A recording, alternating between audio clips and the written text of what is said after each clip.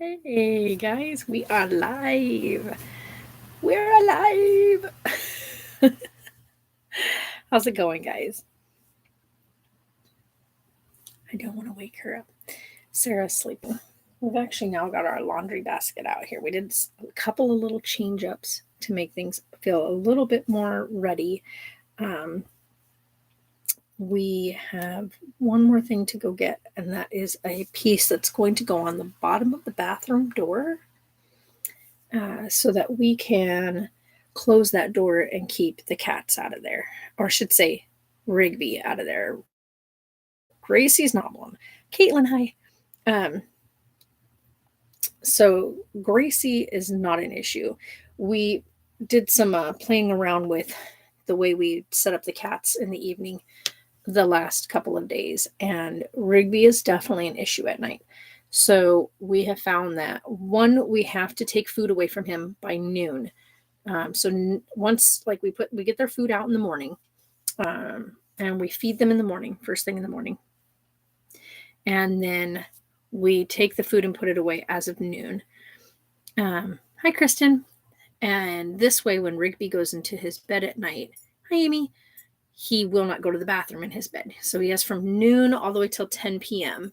So that's 10 hours of time to go to the bathroom, to like empty his bladder, stuff like that. This way, like we've noticed the last two nights when we put him in his bed, Rigby, sir. The last two nights he has not had any accidents in his bed, and of course I get up at 7 a.m. Like we let them out at 7 a.m. Gracie is not an issue. I'm good. Once we put Rigby in the bed at night, we put the food back out for Gracie. Because whenever there's food out in the morning, even with them each having their own bowl, Rigby won't let Gracie eat. So, yeah, he's still very kitten-like, I guess you could say. So he's not even 2 years old yet. He'll be 2 years old in July. Gracie will be 2 years old in November because her birthday's in November. We got her in December. So her roughly November. Like that's kind of what the vet guesstimated because we got her when she was 12 weeks old. So I'm going to say actually because we got her right before Christmas. Um I think I'm correct about that. I think I got her right before Christmas. Um yeah, because we went out and rushed out to get a third stocking for her for that Christmas. So I'm pretty sure we got her right before then. So she would have been born um, sometime either October, probably October, but we got her in December. I got her on December 17th as the day that we took her home with us. Hey Marie, I'm loving your nails. They're my favorite color. Yeah, the name of this color blue had Sarah and I busting up laughing. I'll have to grab it, but I'm not climbing up there right now. I don't have the ladder set up, so I'd have to climb up through this. I'm not about to do that, but this is really pretty blue. The funny part is these nails are actually like pink, and I decided we didn't like the pink, and I hated that these were super pointy nails, so I filed them to round them off, and then we painted them the blue that we were going to do on Sarah's nails too. But we did her nails. We were trying to test out like the gel nail stuff because we were told it's really, really good. The gel stuff is staying totally put. Like it is on her nail. We can't get it off. But the tips all snapped off. And you're supposed to use the gel nail stuff. Like you're supposed to put the gel nail stuff on there, put the tip on, hold it in place till it sets, file and buff it to make it even with your nail, then put the gel nail over the top with the activator. We did everything like it said, but the tips just all keep popping off. And so we're going to do another set. So I'm going to go down and pick her up another set. But this time we're going to go ahead and use nail glue. So we'll glue down tip and then set the whatnot. But yeah, so I hate the color that was on here, the pink color. We couldn't find anything that was like a prettier color. So we found this one that was like a mauve color. It's kind of like, I guess you'd see like a nude lipstick color. It's Marie, it's Joseph. So anyway, yeah, so Riggy's gonna be 2 in July. but he is still very, very kitten-like. His behavior, his mannerisms, things that he does are still very kitten-like, whereas Gracie, there's two things that are in Gracie's favor. One, Gracie is a female. Female cats usually are a much more kind of laid back cat once they hit maturity, whereas males not so much, kind of like the humans. Um, then you've also got the fact that Gracie also had serious internal injuries and serious damage done to her body. So she's kind of like, she's a grounded cat. So she's not so like crazy. She tries to be a little bit like, she has her moments where she's playful when Rigby's put up. Rigby constantly wants to like play with her all the time. She is not up for it. She's like, don't mess with me. And I think it's just because Binks used to pick on her so bad that she's just not, she doesn't put up with nobody's crap anymore. Your day just got a whole lot better. Nice. So yeah, we're just waiting for him to like get out of that kitten stage because he gets into everything. When I mean everything, I mean everything. The other night we were trying to get stuff done. Turn around, he's up on the stovetop, and he's trying to push everything off the countertop onto the bench seat. And I was like, dude, and I'm talking about the coffee pot, like the coffee maker, because we don't have anything that's out, like, you know what I mean? Because it's an RV, everything gets put away in its place. And so we kept trying to shove the coffee pot off of the thing, and I was like, oh my god, this cat, stop it. Back to your, oh yeah, you were saying that you get to go back to your day program. That's awesome. So the other thing is we went to Sarah's appointment today, and she is at a 2, which means she's 2 centimeters dilated. Baby is definitely head down, and he is engaged in her pelvis, which is huge news. So we were like, that is awesome, which is why we've noticed the last like few days he is either to her one side or to her other side. He is no longer where his back is to her back, which is absolutely amazing. That is like, yay. So he's either straight in front of her, like his back is to her belly, or he's to one side or the other, but he's never feet in the front anymore, which is huge. Yeah, definitely. Like the doctor said, anytime now, he goes, so you know when to go to the hospital, right? And she was like, I mean, there's all kinds of reasons. And he's like, okay, so when your contractions become 5 minutes apart for at least an hour. So if you're tracking them and you go 5 minutes apart for at least an hour, then go to the hospital. If it's 5 minutes apart for 20 minutes, every like for a whole 20 minutes, and then it kind of just tapers off, don't go anywhere. Just stay home, relax, whatnot. He goes, because a lot of women get sent home when they come in and it's not really quite progressive enough. So, yeah, you don't want a baby to your back. Like, you don't want babies back to you, which is what they call sunny side up. You don't want a sunny side up baby. They can be born that way. It is just extremely difficult on mom and baby. She is in a lot of discomfort. She was in so much pain today because like he is in there, like he is in her pelvis, like he is lodged in there. His head is in position. He is down there. And if you've never had a baby, you'll never understand this. But when their head and all that weight is inside of there, the pressure in your lower bits is very uncomfortable. And for someone who's never had any kind of that situation, it's painful.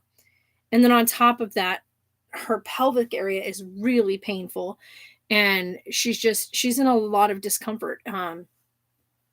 So she's sleeping right now, which is perfect. She should be resting. And I think they're done for today.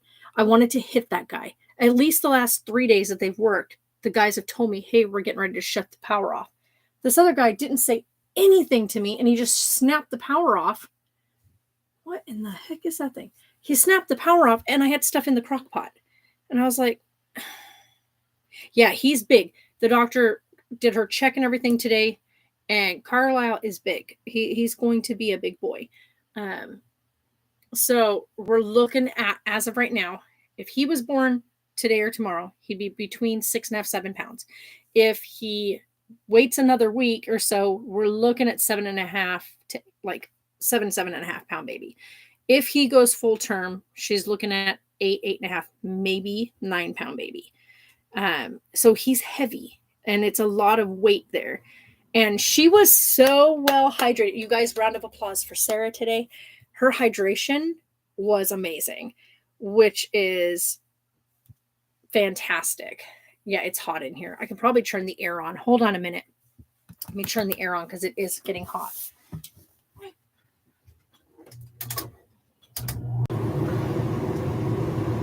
That up there.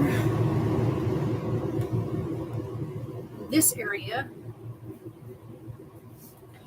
I went through the trouble today of getting those, like the windshield shades.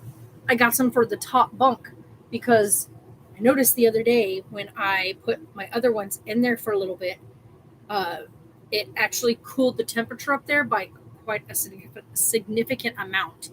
So I did that today. I was like, yeah, I want that up there. Big, gorgeous, chunky boy. Yeah, just think of the chunky cheeks and thighs. Oh my God, you don't even know. The cheeks are beyond amazing right now. Like he's already like at 30 weeks had the chunkiest cheeks, and it's now 6 weeks later. So yeah, this is amazing. When I was born, my mom's water broke, contractions came and stopped, so she went to the hospital the next day, and both doctors were arguing with each other about whether she should stay or go home. Well, let's put it this way. If her water broke, now I should say, Jeff, they don't, if your water breaks, they're not sending you home because of severe risk of infection.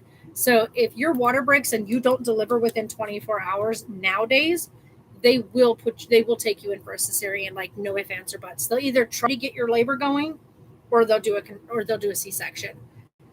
It's hard keeping your hydration up normally, never mind when you're pregnant. Yeah, no doubt, right?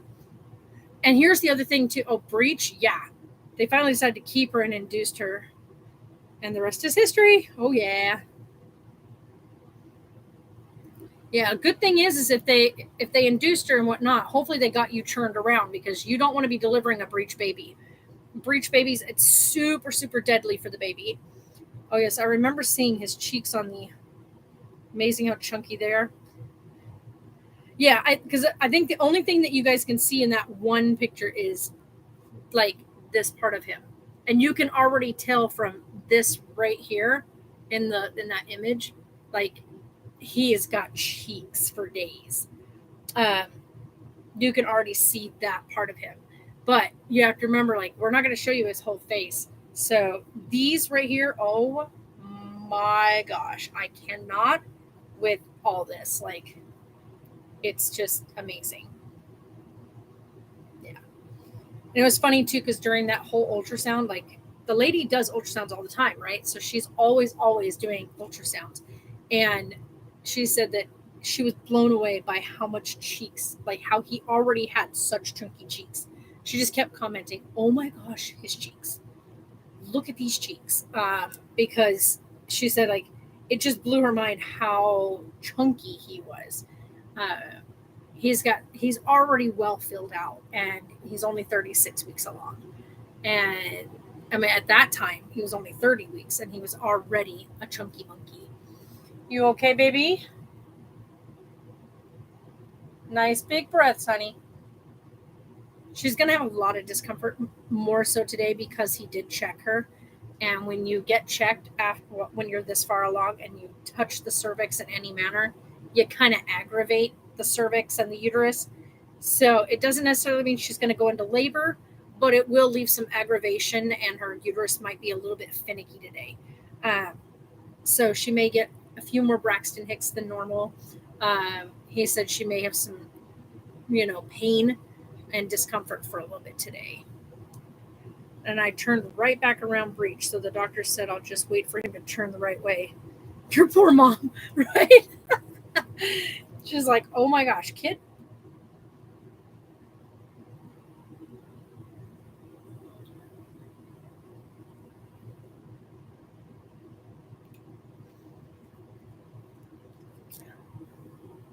You know what sucks?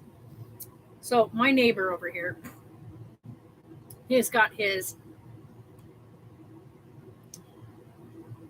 POW flag, his American flag. But then he has two Confederate flags. Now, the Confederate flag used to have a different meaning. Used to, in what it stood for.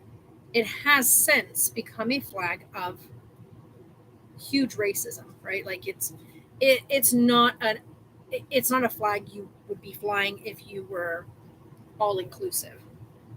So our neighbor over here has two of them, one on each side of his massive RV, like this massive fifth wheel. And I'm just like, you have to be kidding me. But he's also a really nice freaking dude, which is really funny. So I don't know, like, he says he doesn't view it the way everybody else views it because of his service to the country, like the military service that he's served. Oh yeah, by the way, you like my gaming setup up there? Like, look at this. I should say like this, but I put all my game controllers up on the top, and then my Switch is right there.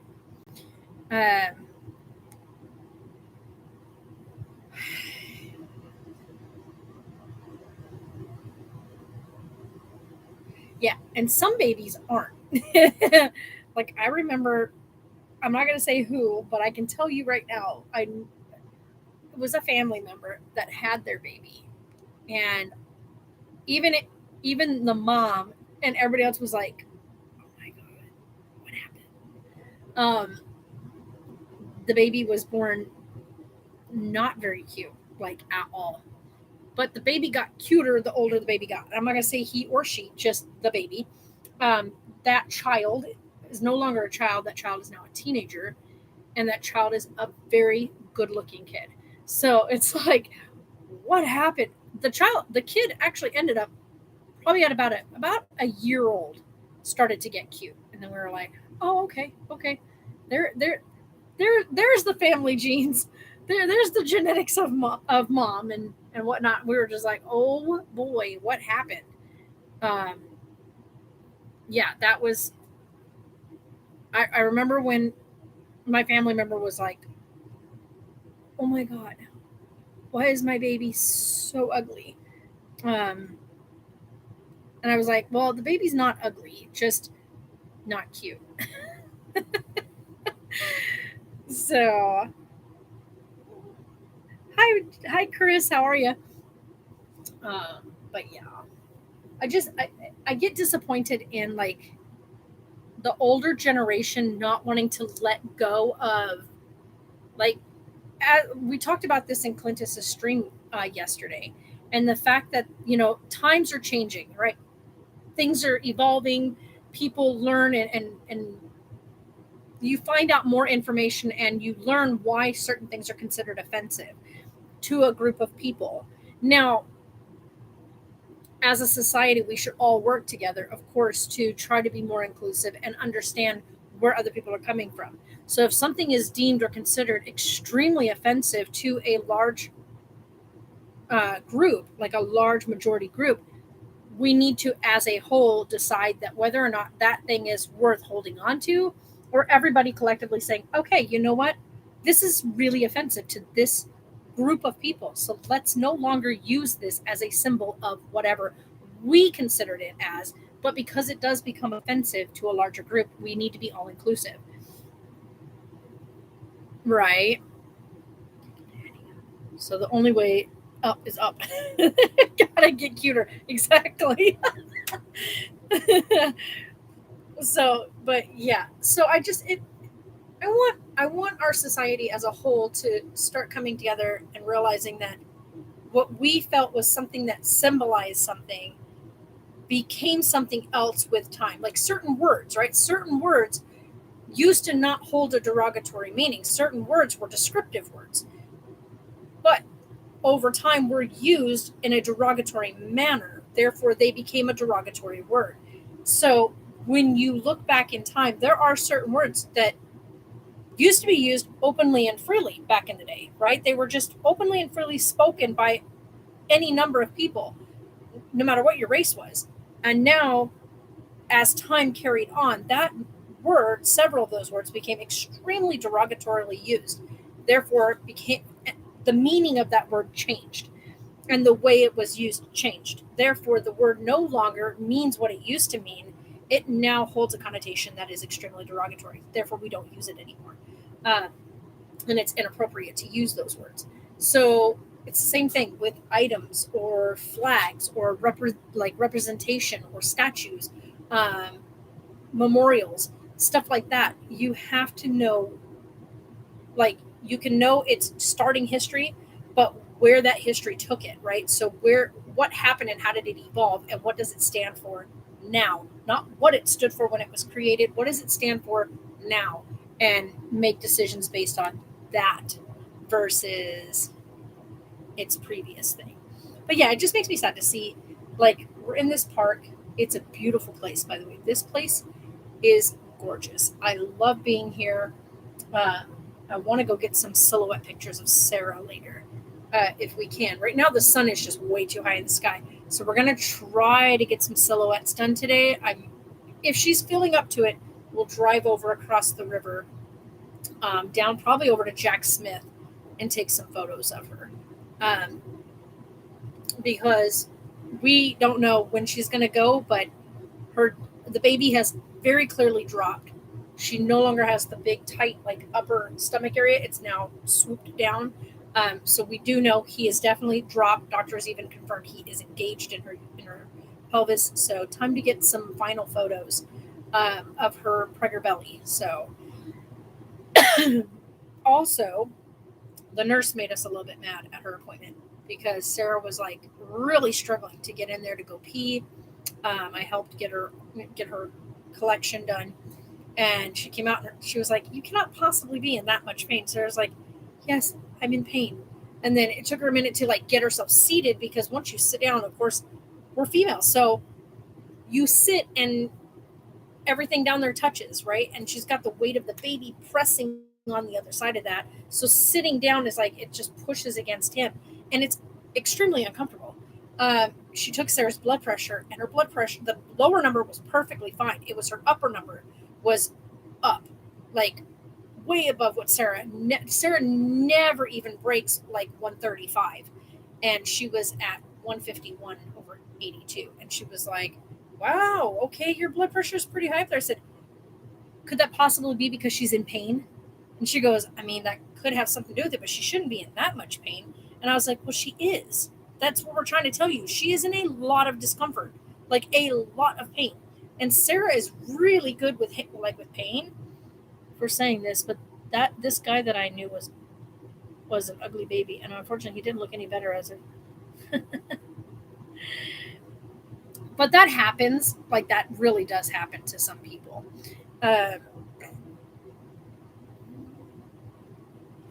But yeah, she was just like, and Sarah got really aggravated. She was already in pain, so having somebody tell you that you're not in as much pain as you say you're in, yeah, that didn't float well with Sarah. She was like, "Why would you say something stupid like that?" One, to someone who is 8.5 months pregnant, why would you go and say you're not in as much pain as you say you're in? Like, excuse me? Like, what is your problem? As a matter of fact, let me look here. I think she's actually 9 months pregnant now. But let me look here, see what it says.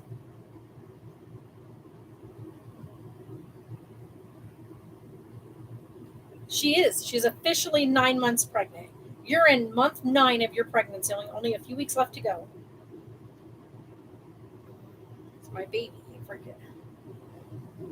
We're trying to focus on baby. He was about 6 pounds. Slow down in the coming weeks, both, so your baby will be able to fit through the narrow passage to the outside and so strip all the energy needed for delivery. There you go.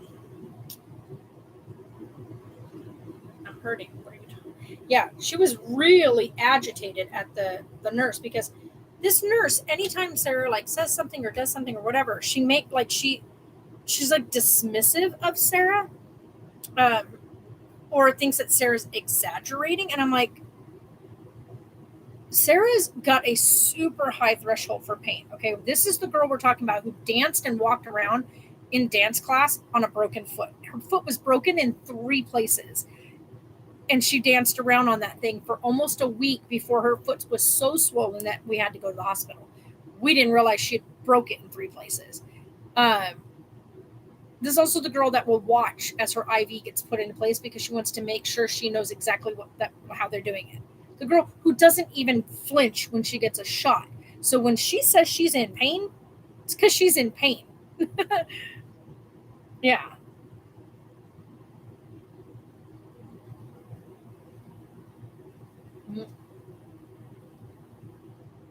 Yeah, exactly. And here's the thing is they already know like her history of stuff. So these nurses are like this nurse particularly is already aware of what Sarah's been through. She was there when Sarah lost Oakley.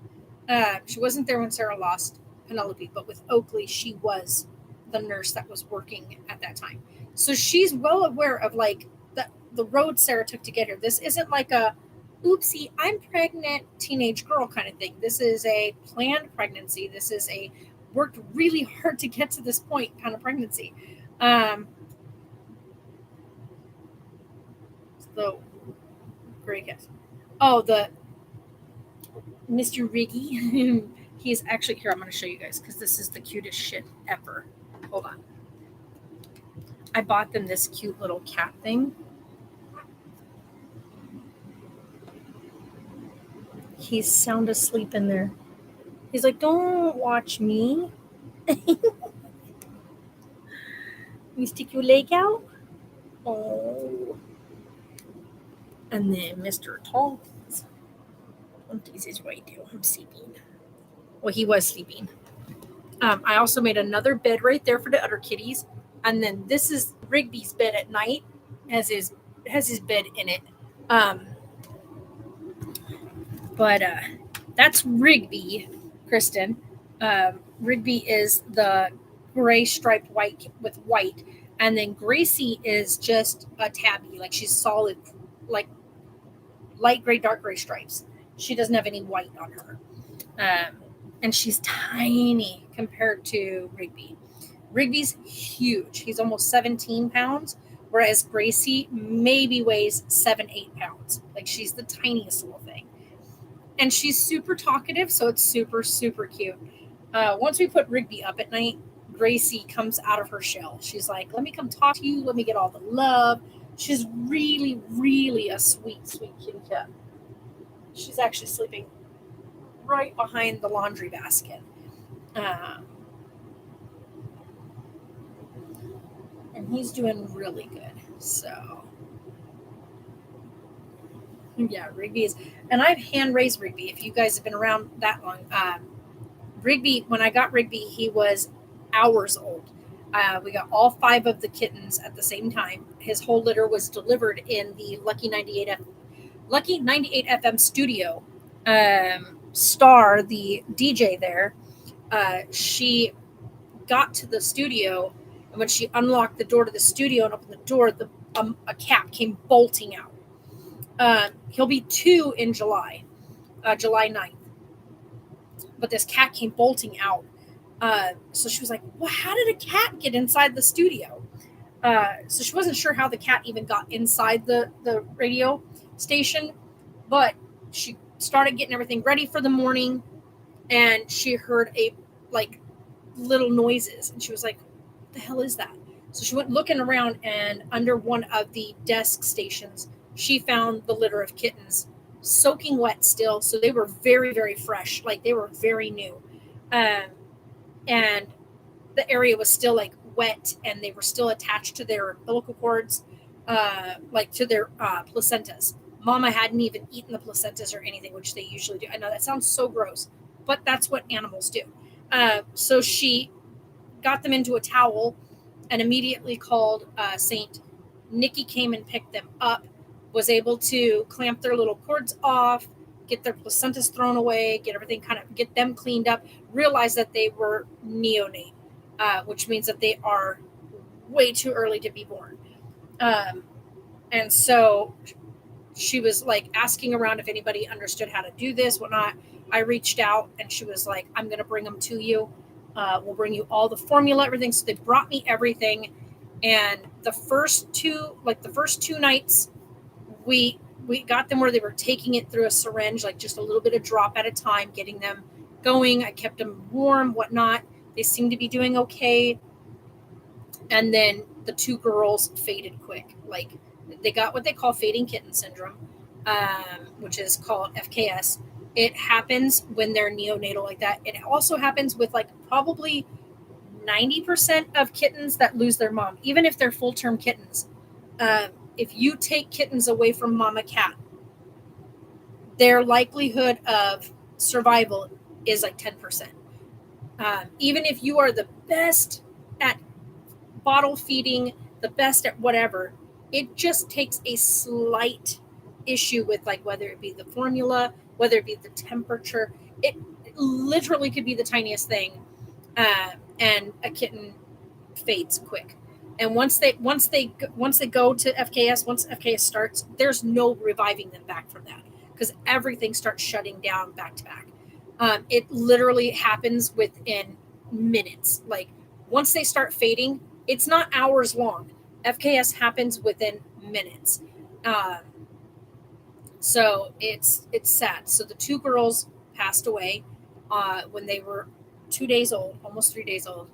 And so all I had was Rigby, his brother, and one other little girl. And the next two faded at 4 days old. Did they try to get Mama trapped? No, she took off. Like, you have to remember, this was at the radio station. So when Star opened the door to go into the station, that mama cat bolted out of the radio station, out into the street. Like, she was gone. They don't even know how she got in the radio station.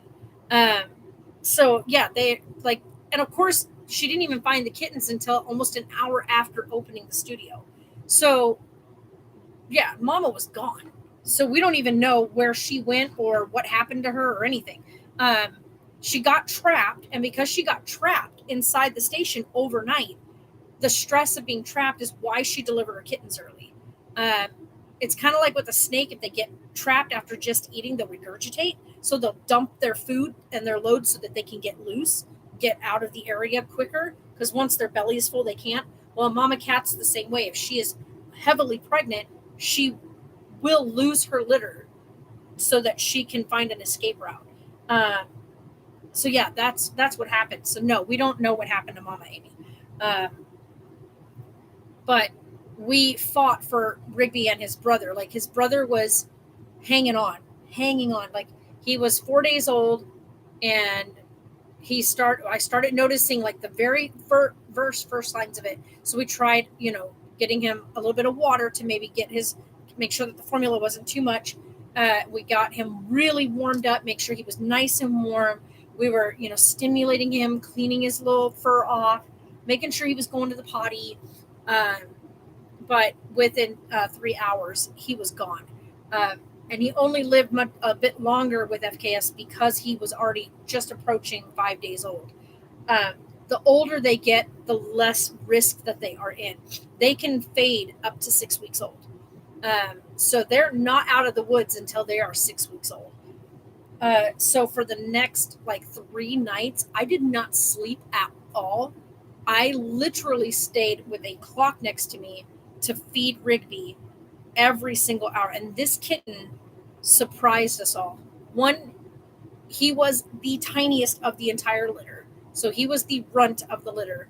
And we thought for sure there's even the vet, when the vet sent us home with him after the other two had passed away, the vet said, you're just going to have to come to terms with, you're going to lose the litter. The litter's not going to make it.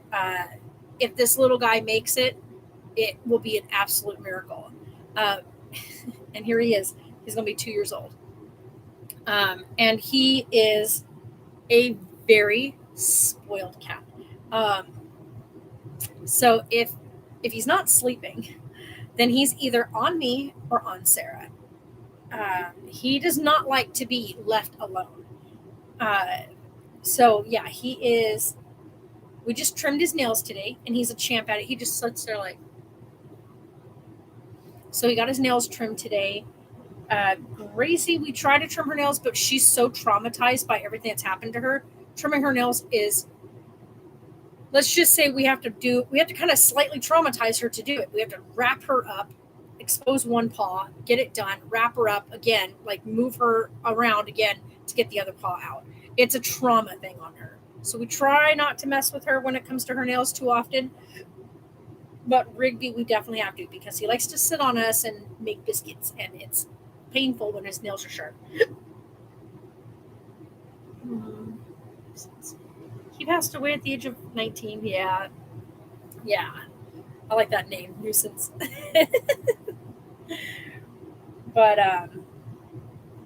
I've got food in the Instant Pot. We're pressure cooking artichokes, and then once everything is done, I think they're done for today.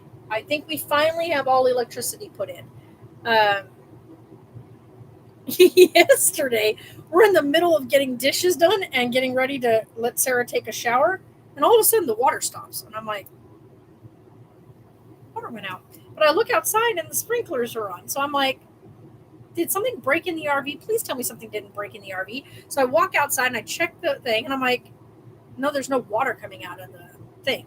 So I'm like walking around, I'm like, what happened? And I look over and the guys are all the way on the opposite side. And he looks up over me and goes, you looking for water? And I was like, yeah. He goes, oh, we turned it off for a minute. And I was like, okay. He goes, were you like doing dishes or showering? And I was like, we're right in the middle of doing dishes. And he goes, see, that could be the reason, to the other guy. And he goes, yeah, but you noticed that the thing was, the water meter was continuing to spin. And I'm like, because we're using water. And then once we were all shut off and we weren't using water anymore, he went out and checked it, and he goes, it's spinning very, very slowly now, but not like it was. And we were like, okay, but like, we're here. How about knock on the door first instead of just going and shutting us off? We're right in the middle of something. I was like, where did the water go? Just like the electricity guys today. The last week and a half that they've been putting in the new meters, the other guys would come knock on the door and say, hey, we're going to shut you off for about 5 minutes. And we're like, cool, thank you. So that way, if we were doing something in here, they know, for one, the guys that were here previously, that when you're going to shut the power off, we need to shut the AC off. Because when the power kicks back on, that takes 1,500 amps to fire up. So you need to let us know so that we don't have that turned on in the on position. When you power everything up, you will blow our fuses. So these guys didn't say anything. They just shut us off. So I rushed over there because I don't know if they're going to do a quick shut off, turn on. Rushed over there to shut the AC off because I was like, dude, for real, what are you doing?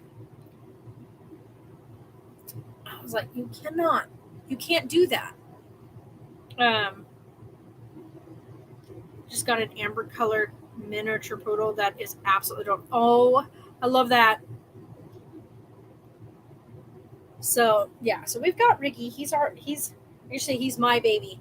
Literally, as he was growing, like if you go back and watch some of our videos and our live streams with him, wow, that like Stephanie Tanner from Full House says, how rude. Yeah, I used to look just like her when I was a kid.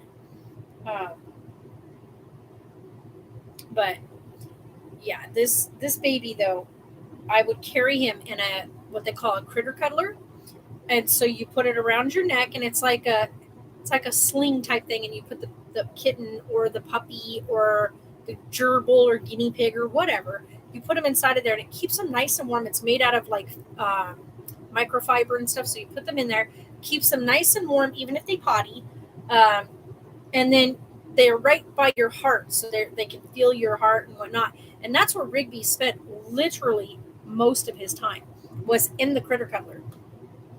And so he got to a point where he wanted to always be right next to me, always, no matter what was going on. He wanted to always be like on my chest, in my arms, whatever. And he's still that way now. He wants to always be like with me on my lap, being scratched, cuddled, whatever. Gracie loves to be scratched and attentioned, but she doesn't want to be held. She very rarely lets you like pick her up, and then she's like, okay, yeah, let's go. She doesn't want to be up high. She's learned over time that being up high means owie when she lands. And so she doesn't like being lifted up off the ground. She'll get up like on a chair next to you or whatnot, but she does not want to be picked up. And I completely can understand that with her.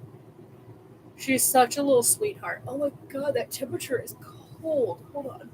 I know for me it's cold, but for it's not probably for Sarah. There we go. Turn that up that way.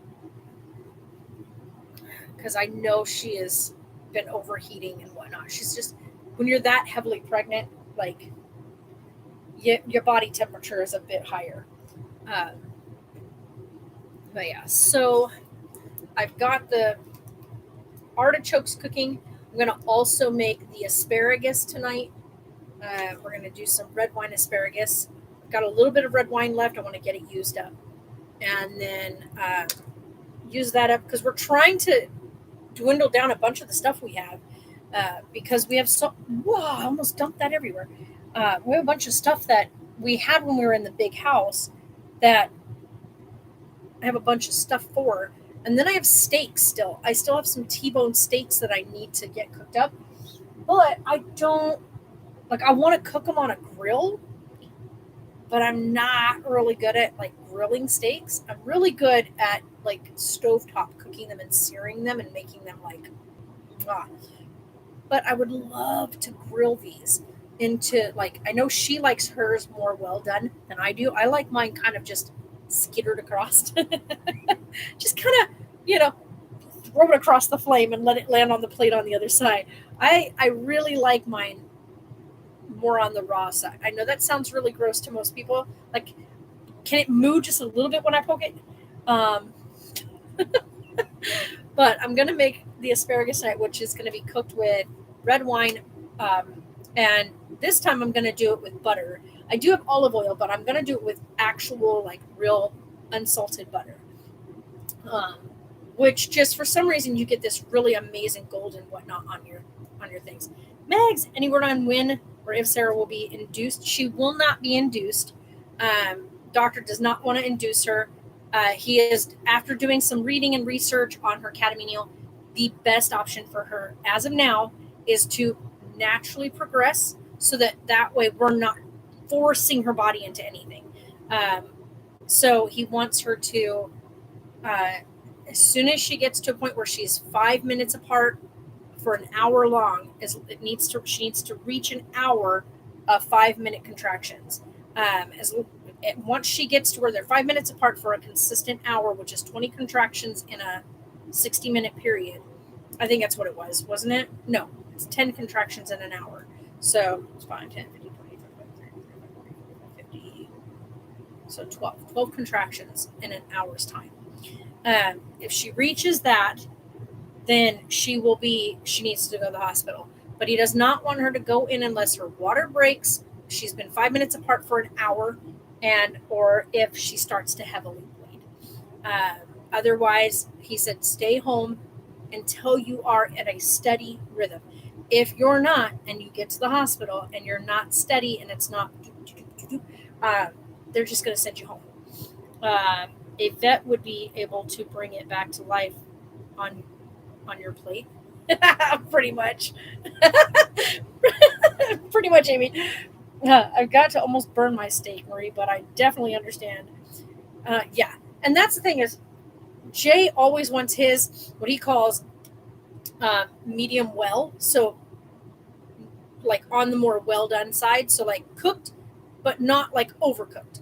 And then you've got Sarah who does hers, like, just like him, medium well. Where, like, you don't want a well done or overdone steak, for me anyway. I just think that just too dry. For me, I like what we call a medium rare, where it's still pink inside, but, like, you've got that more cooked ring around it. So you have that nice, almost fleshy color right in the middle.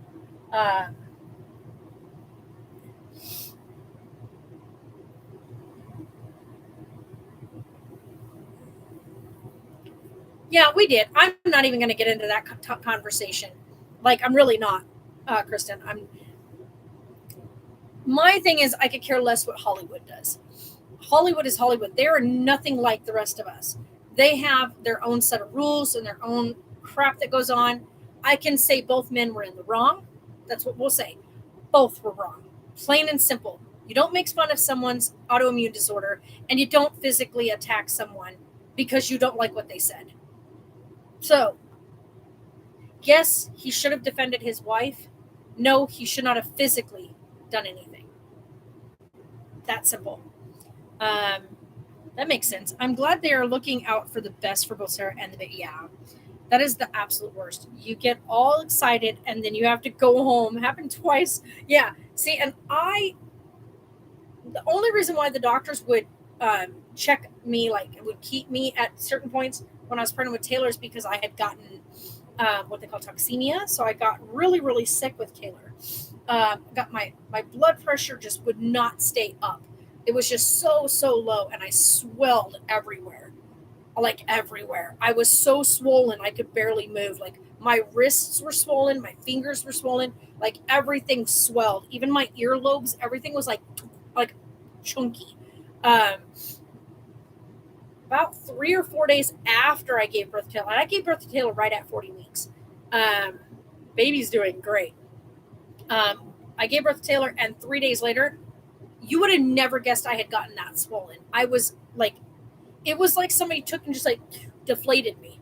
The doctors were like, wow. I was so like, I was sick with Taylor.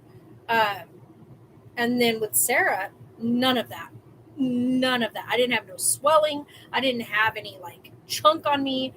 Like if I wasn't facing you, you'd had no clue I was pregnant from the backside of me. She kind of just stayed very tucked in comparative, where Taylor was straight out to the front and I was swollen everywhere. That's a whole other show. I agree with you totally about that. Yeah. The whole, the thing with Chris Rock and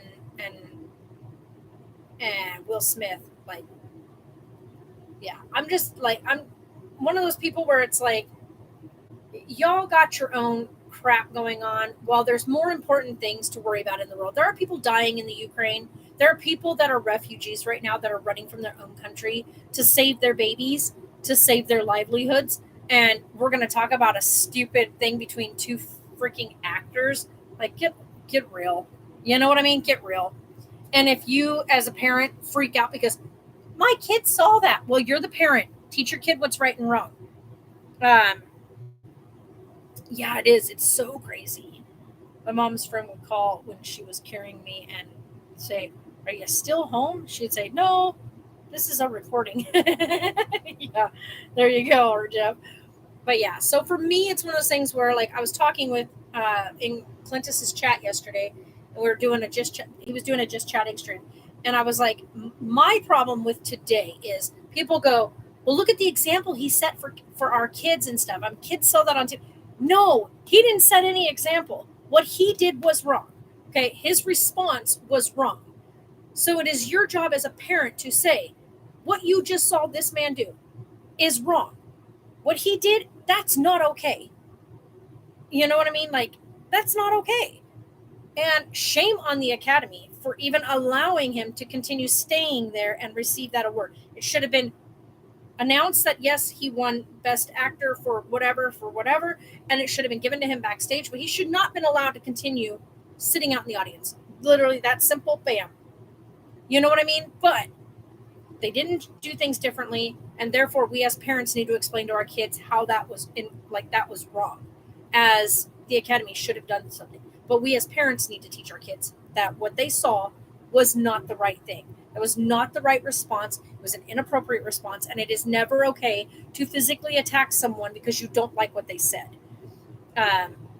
Also teach them that what was said was extremely inappropriate. You know, this woman has an autoimmune disease.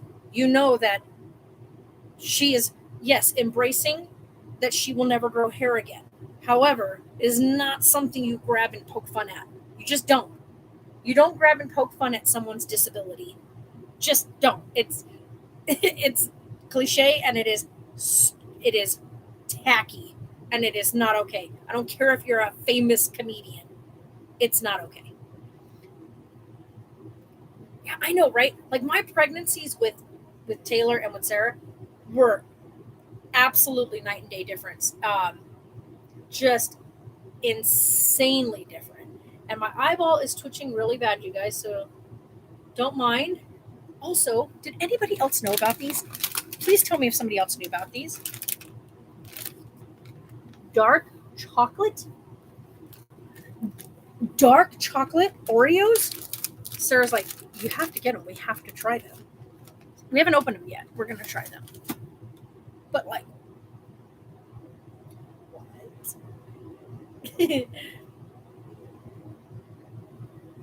Yeah, he should not have been able to. And that, I think, was what people.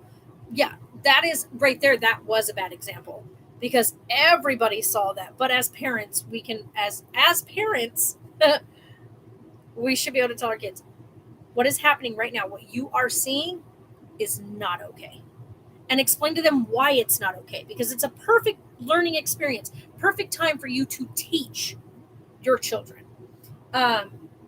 And so that's what we got into a discussion about, like the way we were raised versus the way kids are raised in the last like 15 years. So like the last generation, this last generation of people that are now becoming adults, and how they have been raised comparative to what we were raised as, and how we would never disrespect people the way that the kids of today do. There's no consequences today. Like there really isn't. And so we were talking about that. And the fact that like when kids, like these here are amazing for educational purposes, right? Like these are amazing educational tools. Kids can learn so much from technology. So much. So many little people are so smart in being able to move chocolate. I read chocolate.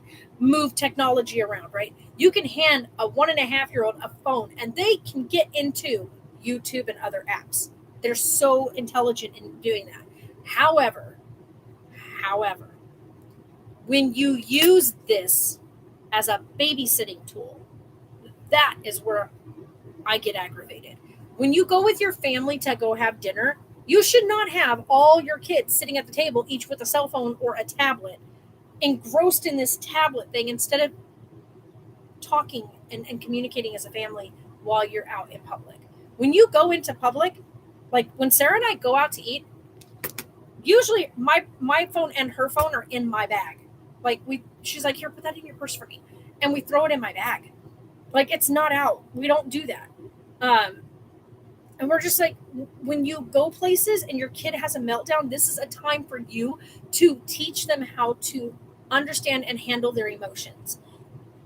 One, like Clintus and I both said, my kids never had a throwdown fit in a public place. Never. They would have never behaved that way, ever, because there were consequences for behavior like that when we were at home. So if you behave like that in public, you knew when you got home the consequences you were going to face. And my kids grew up on that. Sarah was always such a mellow kid anyway. I never had that problem with her. Taylor only ever had one meltdown in public. And Sarah did once, and that was because she was so freaking tired. And I thought, here she was 2 years old. She was so tired. I had woke her up from her nap at the daycare, picked her up, and she was past her sleepy point. And I thought, I'll just stop at the grocery store, grab what we're going to make for dinner before I go home. And then we'll just, stay home the rest of the night. Big mistake. She was not having it. She was crying before we even got in the store. And then she really just melted. And that was my fault as a parent. I knew my child was tired, and I knew she had already hit her breaking point. So, exactly. I'm glad that I was raised when I was. We're taught morals. Yeah. Oh, yeah. I love dark chocolate. Oh, my God. Yes. Taking selfies of their food to post on Instagram or Facebook. See, now, if they're older kids or the parents do have a following, I can understand if you take a moment to take a picture of the food after it comes out. Fresh, beautiful food. You take a snapshot of this gorgeous meal. Put your phone away. Put it away after that. Don't even read the comments or anything. Engage in all that after you have had your time with your family. Because Sarah and I have done that, where we were out, our food came, and both of us just went, oh my God, look at this. This is gorgeous. And Sarah goes, take a picture of it. And we take a picture of it. But then we tuck everything back away. I close everything up, zip my purse up, and then we don't even, we turn our ringers off. We turn everything off on our phone so that we can enjoy the meal and have a conversation. So I get that. Like, it's cool. Take your picture when your food first comes out, but then put everything away and be present in the moment with your family, with your friends, whoever you're hanging out with. Have some damn real conversation for a change.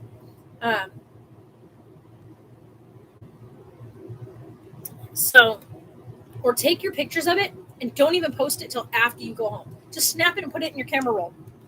Edit it later, whatever you need to do. Do that later. Right now, take your picture and then put everything away. So yeah, we were talking about the fact of like they use that as a babysitting tool. So kid has a fit, they hand their phone to him.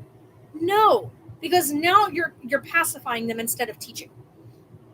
You're pacifying the behavior instead of teaching them why the behavior is what it is, why they're feeling the way they're feeling. And we were discussing that and how things are so different from then to now, and parenting tools then versus the parenting tools we have now. I mean, there are kids out there who do great when they know they're going to lose something in action, I guess you could say. Did he open the? He did. So if a kid is like, there are kids like when they're misbehaving, you can either take away television or they can't walk, like they can't get on the computer, or you take away their cell phone or their tablet, depending on age. And if they have certain things available to them in their bedrooms, you remove it so that then they're stuck in their room, or you take a special event away. So let's say they had a volleyball trip coming up and they're part of the team. Well, guess what? You just let your team down because now you're not going on that trip. You're not going with the team to go do that. When you present punishments like that, or they know that that's a punishment, you have kids that will do anything and everything to make sure they get to go to those things. And so you have kids that don't like that mind having those things taken away. They're like, yo, no, I don't want to lose that. I'm going to do exactly what I'm told. And there's a reason why there are consequences for things. Like, let's be real. You want kids to understand that in the adult world, in a world where you're going to work, more than likely at some point in your life, you will be working under higher ups, right? You're going to have people above you. You're going to have a ladder to step up. Unless you are an entrepreneur and you start things at the low end, you still have people to answer to, whether it be your customers, whatnot. You still have people that you need to make sure that you are obliging with certain things. So there are consequences to actions. If you do something and it upsets people, there's a consequence to that. If you work under someone and you have a boss and they come in and they tell you, hey, I need you to do this, this, and this today. Those 3 things need to be done today. And you turn around and go, yeah, no, I'm not doing that. You're going to lose your damn job, right? Like, there's consequences, and kids need to know that there's consequences for their actions. Whereas nowadays they just don't. They just don't have consequences. They talk to people with absolute disrespect. They don't have any acknowledgement of people with authority. Like when I was in school, if you spoke out of line in class or whatnot, you got detention. You were going to spend your day in detention. And detention was not like during lunchtime, wasn't like, oh, come in on Flex Fridays. It was, you got to spend an extra half hour after school after everybody else left. And everybody knew you were going to detention because you weren't on the bus, or you had to make the phone call to tell your parents you needed to be picked up after school because you wouldn't have a bus ride home because you got detention. You knew your butt was not only in trouble at school because now you're staying after. So you had to stay longer in a classroom doing writing. And when we got detention in our school, you had to write sentences, which, by the way, that's so aggravating. Nobody wants to do that. You don't learn anything from the writing itself, but what you learn is, I don't want to be here again. And that's the point. I'm going to do what I'm told when I'm in class because I don't want to be back in here doing this stupid stuff. I don't want to sit here doing this. It's annoying. And I don't want to be stuck for a half an hour writing stupid sentences. I will not do this in class. I will not do this in class. Freaking stupid. It's stupid. But there's a point to it. And the point is, you don't want to do that again. So you do what you're told. or you behave yourself and you respect your teacher and you do what you're asked in the classroom. Because when you go into a working environment, when your boss tells you to do this, you're supposed to do it, not break the rules and get yourself thrown out, because you need a paycheck to pay your bills.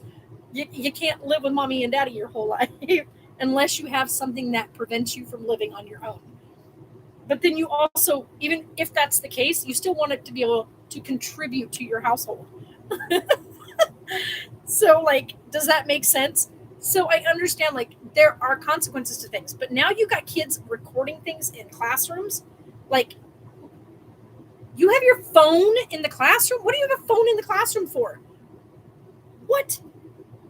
I know when my kids went to school, if you carried a cell phone on you, you were required as you entered the room to stick it in a bin. And then the teacher took that bin and she locked it in her bottom drawer of her desk.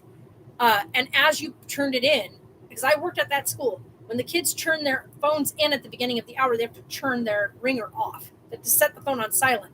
Even if it vibrates in her drawer, she didn't care. As long as the phone is on silent, so it's not ringing out and having a bunch of, ringtones going off in her drawer.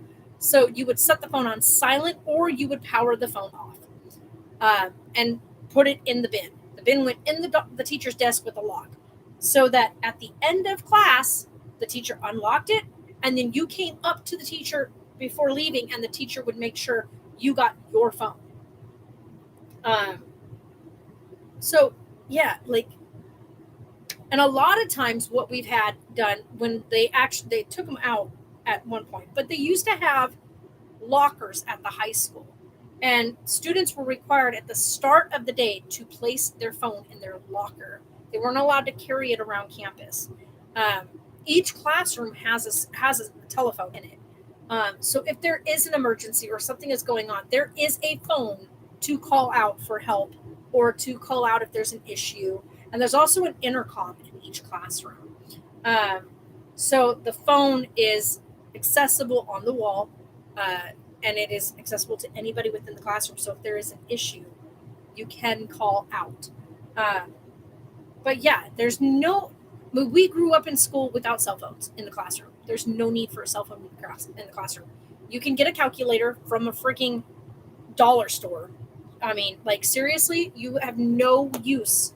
There's no need at all in a classroom setting to have a cell phone. We didn't have phones for talking and calling and texting our friends when you're supposed to be in class learning. Do I think that you can learn more using the internet? Absolutely. I think that each classroom nowadays, you should walk in and there shouldn't be things on paper anymore. You should be able to have a computer set up in front of you.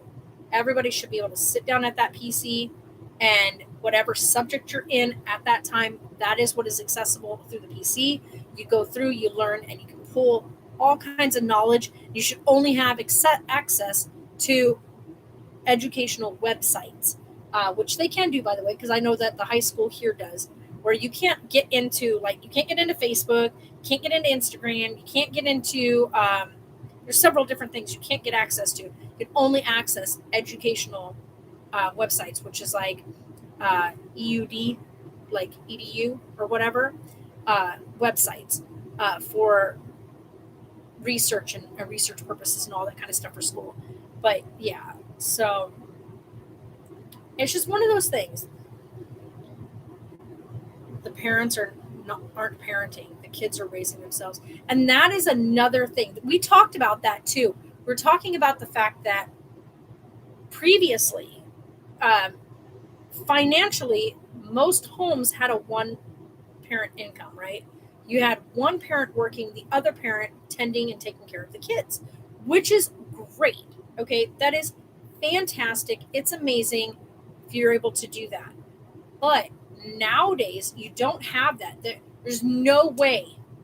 There is no way to financially afford to provide with a one-parent income.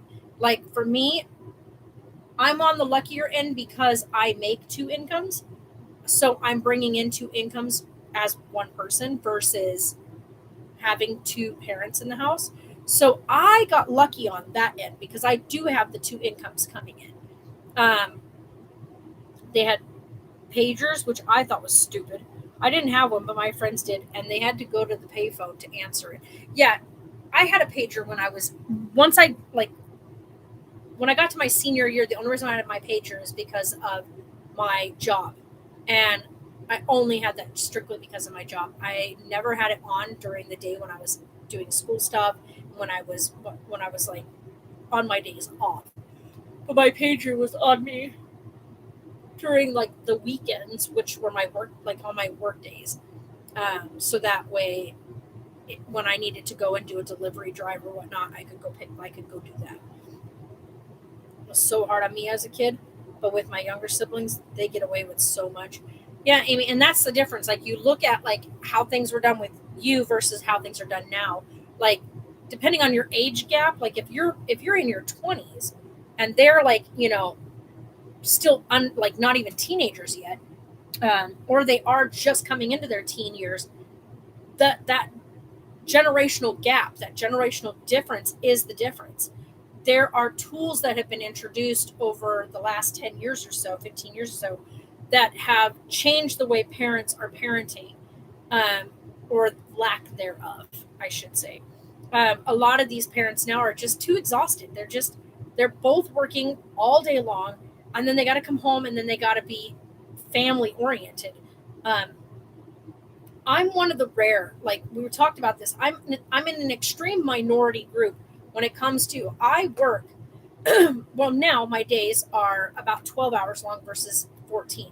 So I get up, I drive 40 minutes to work 10 hours, drive 40 minutes home. But every night now, because I get home at 9 p.m., I now am able to sit down. Like I cook. I cook every night. Even when I would get home at 10 o'clock at night, I still cooked at night because one, I absolutely love to cook. It is a sheer joy for me to cook. I love the way it makes me feel. I love the relaxation I feel when I'm cooking. I just feel like I'm in my own zone when I cook at night. And so for me, it feels really good to cook when I do. Even when I'm exhausted, I still want to cook because it just gives me this feeling of unwinding, finding this relaxation point. Like just, I put all of that into my cooking. And then we have dinner at night. And I've done this, like even when I was working 2 solid jobs, I still made sure my kids got a home cooked meal every night.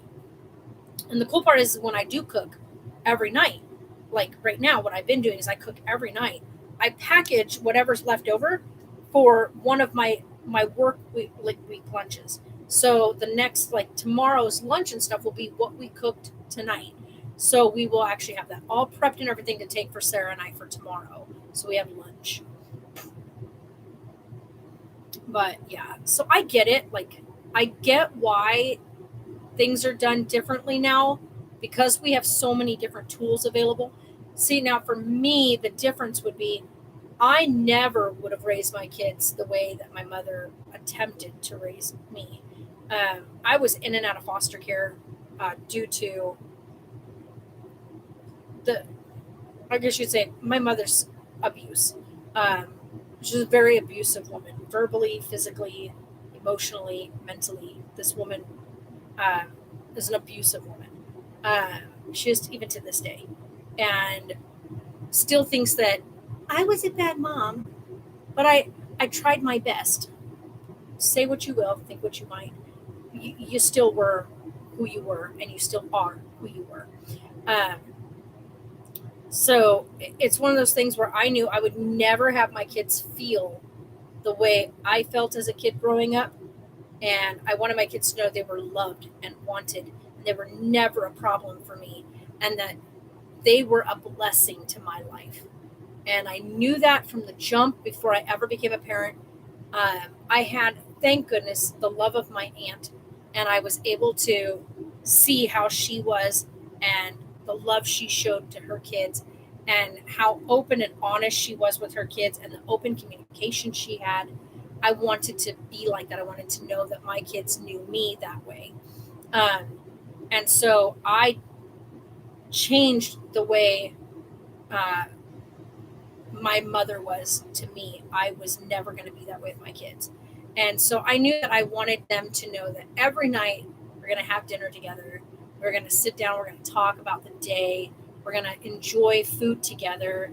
I wanted them to know that they could always come to me for anything and everything. So we talked about that in Clintus's stream, and how most kids nowadays don't even know what it really means to have a home cooked meal. Um, Sometimes on a day, like a day that mom and dad are both kind of like, hey, cool, we got a day where we can like all just be a family. Mom or dad or whatever will put together a really delicious meal. Dad will pop off the grill, or whatever. But it is definitely different nowadays than it was back then. And even 20 years ago, which is when I had Sarah, things were very different. Like, we still didn't even have cell phones yet. When I first had Sarah, like, I think the little flip phone was I still had the flat Nokia, like the bulky little Nokia. It was like about this big, but it was like that thick. And it was a Nokia phone. And I think the game you had on it was Snake. That was like, yeah, and everything was done in the 1 2 3 1 2 3 1 2 3. You had to push the buttons to get your letters for text messaging, and you could call free from 9 p.m. to 9 a.m. It didn't cost you any minutes. So you waited until the evening to make any phone calls with family and stuff. And then they bumped it to where it was 7 to 7. So then you could actually access free talk time earlier in the evening. So that way people were able to get in contact easier and at a more appropriate hour, until they finally came out with, I think I got the Nokia flip phone from T-Mobile. We had the Razr. I had the Razr phone, and you flipped it open, and I had the hot pink one. So, yeah, and it was that was a thing. So I went through all the stages of like I remember when Jay still had his big freaking car brick phone. It looked like a stupid brick. You're an awesome mom, Marie. Many parents don't even have sit-down meals together like you and I anymore. It's yeah. As you can see, Sarah and I do our sit-down dinners every night, like we did even when I had both my kids at home. We always have sit-down dinners and we may not have had a table to sit down at. We had a table, but we never sat at the table unless it was like a big like holiday meal. But 90% of the time, we all sat like in the living room together, whether it be sitting on the floor or just chilling on the couch with a TV tray. But we always sat together and ate together. And so the only time I think we didn't eat together was when, like, if Taylor had a sporting practice or when Sarah had her practice or whatnot, it would be like Taylor and I would have dinner together on her nights that she would be out at practice, and then we'd pick her up, and then she would have dinner when she got there, and I would sit and talk with her while she ate. But and then vice versa. So whenever it was like Sarah would be at home with me and Taylor would be at his gaming practices, we always we made it work, I guess you'd say. But I have a chocolate phone. Oh my God. That's hilarious. Yeah. I couldn't believe it. Like, I look back and I'm like, I have seen the progression of cell phone to this point. I remember when I first got my first iPhone, the very first iPhone. It looked exactly like an iPod. And everybody was confused because, like, I would have it out and they're like, "Oh, you got an iPod? What music?" I was like, "No, it's a phone." They're like, "That's your phone?" I'm like, "Yeah." And this was like, advanced at the time. And then each time the new one came out, Jay would upgrade the phones. And so he would just keep upgrading the phones. And now I'm kind of behind the curve now because I now have a iPhone X. So the iPhone 10. So I have the XS. I have the XS. And the iPhone, 13 or something is out now. So I'm like 3 iPhones behind. I do want to upgrade it. Like, I do want to update my phone because there is several camera features that I want from the phone. Of course, iPhone. I want to upgrade to iPhone. You okay, baby? You got this, girl. She just woke up. So, you got this, lovey. You're like, I was fine until I had to stand up. Because, you guys, as soon as she stands up, all the weight of the baby is right back in that same region. When she's laying down, it's not as bad because it kind of takes a lot of that pain relief off. It's the standing up. It's like, I know that feeling. Once she stands up, it's like, nope, we're done. This hurts. Let's see here. What are we at? 2 o'clock? We can't even think of doing photos until like 5, 6 o'clock.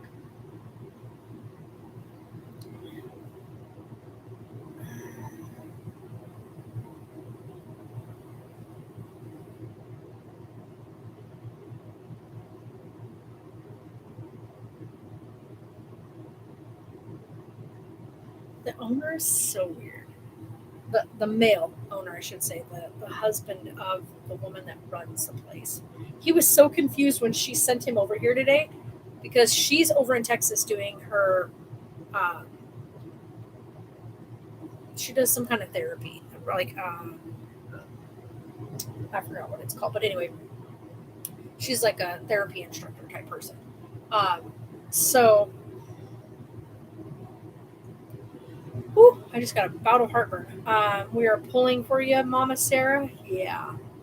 But anyway, occupational therapist, that's what she is. He shows up over here because I told her, I said, hey, I'm going to be working the rest of the week. So could you like come by, or are you going to be anywhere at the park today? Because I have the rent for the next month. And she said, I'm not there, but I can send Al. And I was like, yeah, send him because I want to get this paid because I won't see you guys the whole rest of the week. By the time I get home, it's late. And so she's like, okay.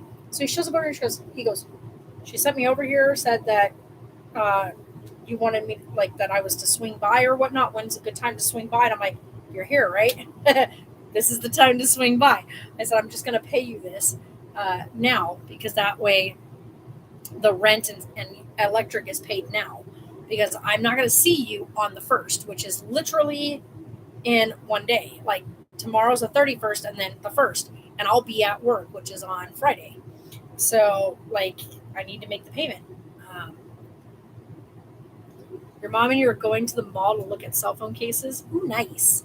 Hip hop hooray for Sarah. I know, right? So,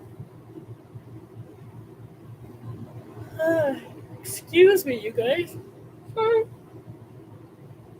I need to go check this thing and see if it's even progressing. Hold on. Ooh, 7 minutes left.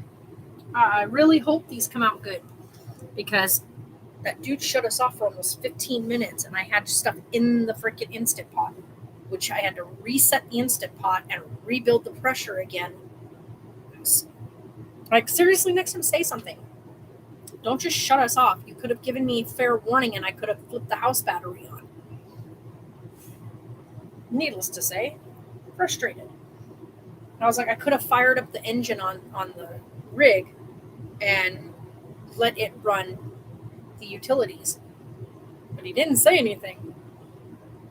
And I think they're done for today, which I'm guessing they are because all the work trucks are gone, which means I can finally go out and turn on the gas. And you guys are probably like, what do you mean? Like, for this rig, because it's, even though it is a 1993, it has the upgrades on it. So when you turn the gas on, you can't get gas inside here until you flip the power thing, which is a leak detector, to make sure that there's no leakage in the gas line. So as long as there's no leaking in the gas line, the solenoid, this will beep, beep, beep, beep. It'll click, right? It'll beep, beep, beep, beep, beep until all the line is filled. Once all the lines are filled and all the air's been bled, it'll stop beeping. And then the green light will flash, which tells you it's good to go ahead and ignite your gas inside the rig. But if that thing starts alarming at you, which it's obnoxious when it does, that means shut it off. Click it off and reset it, right? and test it again. If it does it 3 times in a row, that means you have a gas leak somewhere in your line. You have somewhere where the gas is leaking out. It is not safe to access, and it will not kick the solenoid over to allow gas inside the unit. Come on, baby. I'm trying to figure out a place to put that. So, nice deep breaths, no shallow, fast breathing, like he said. Nice deep breaths. Because little man be sitting low. Oh, hello, Rigby. He was sound asleep too until you got up and started moving.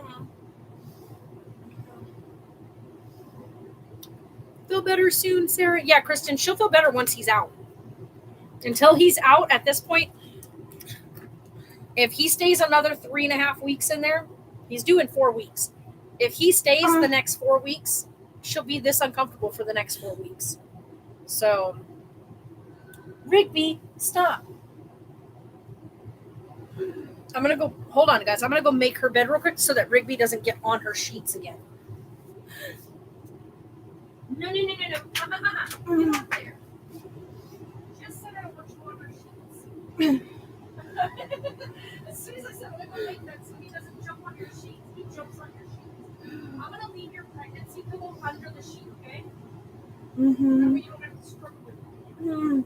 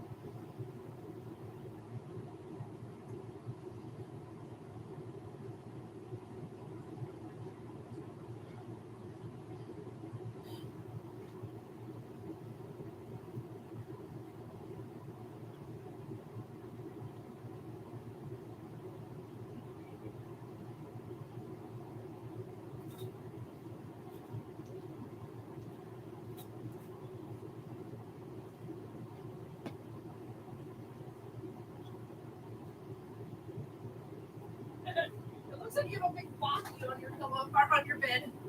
What you need, babe? Huh? You want a what? Burritos. Oh yeah, I forgot we got you burritos. A couple of these bad boys. Ow.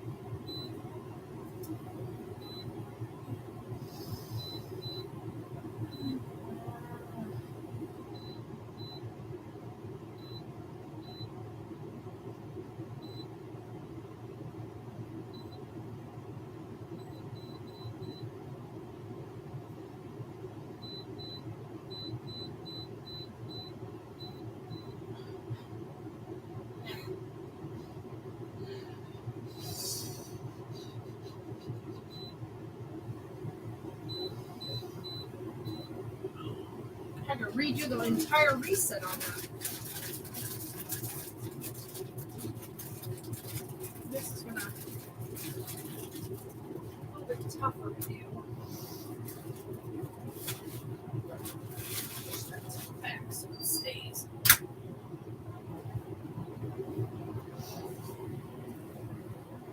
Okay, making her some burritos real quick. This baby wants food all the time. Last night we got up probably at like midnight. We both ended up having some spaghetti, leftover spaghetti, and then she ended up eating a second bowl of spaghetti, and then she went to sleep and woke up again like at 2 a.m. and she was like, I hear her back there, I am not getting up to eat. She woke up hungry.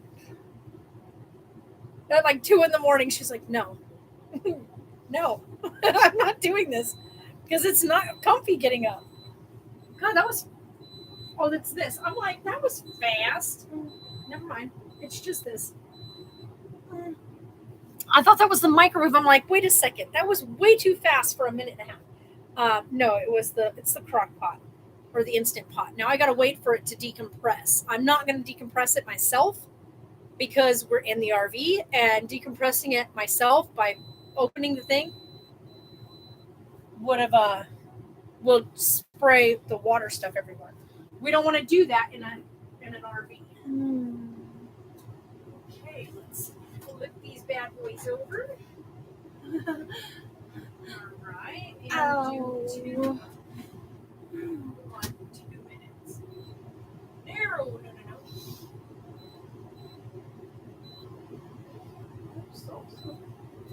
Huh? Salsa for the chips. Oh, you want the salsa? Yes. Queen, get it on. I gotta fix that. It's gonna drive me crazy because it keeps doing. You want one of the big ones like this, or you want one of the little tiny ones? My Gatorade. You betcha. That is like literally the best. It's like yellow, but it's Getting darker. See-through. Yeah, that's good because that's really, really good. The hardest thing, like we were saying earlier, the hardest part about pregnancy is keeping hydrated enough, because he's great, Kristen. Like, he's great. You guys have to remember, like, I talk with Taylor probably roughly twice a week, but that's just because he's got such a busy schedule. He works like constant. Like, he's a busy young man. And he's grown. I mean, he's living his life. I don't expect to hear from him on the daily, which is, you know what I mean? Like, he works, and his work schedule is off from mine. So I get off work at 8 p.m. Taylor doesn't get off of work until just before midnight. So by the time I get home, like by the time he gets off work, I'm already in bed. I get home, make dinner, and I'm in bed, like asleep by midnight, because I have to get up early enough to go to work the next day. So I got to at least get a 6-hour window of sleep in there, even though I don't ever sleep that much. Remember, don't hold your breath.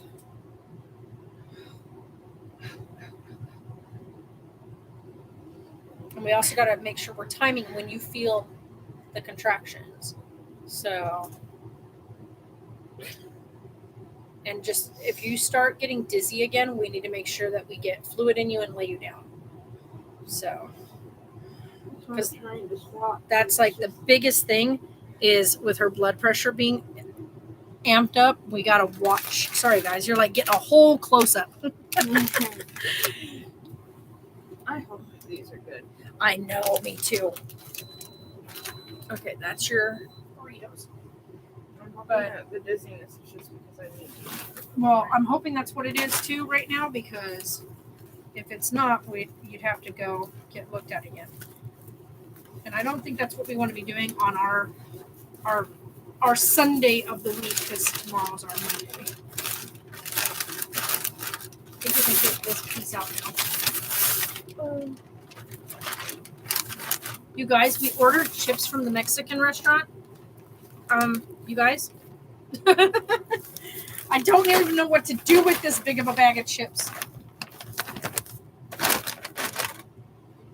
Why does this look bigger than the bag they show for their large bag of chips?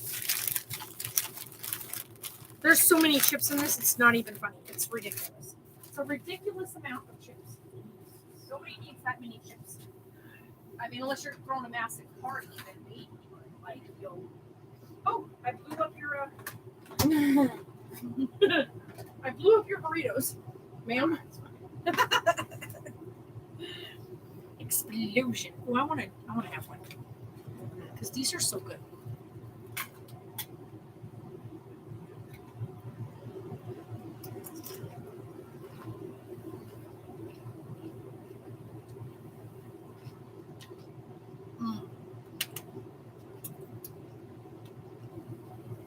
Why is that so good? I've yet to find any other place that makes salsa like that. No. What's he doing? He's gonna attack Gracie. Hi, Grace. Hold on. What is this thing doing? There you go. Leave her alone. Ricky, leave Gracie alone. Every time, man, she tries to come out. Rigby. Hi, Gracie. He was like focused on her. I'm surprised you can even see her at this point. Mm-hmm. Because I have that in the way and then this is in the way. Ridiculous. I think it's because he can sense that she's moving behind there, but he can't get to her from right here. It's stupid because then he'll run after her and then. Yeah. He's kind of a butt to her.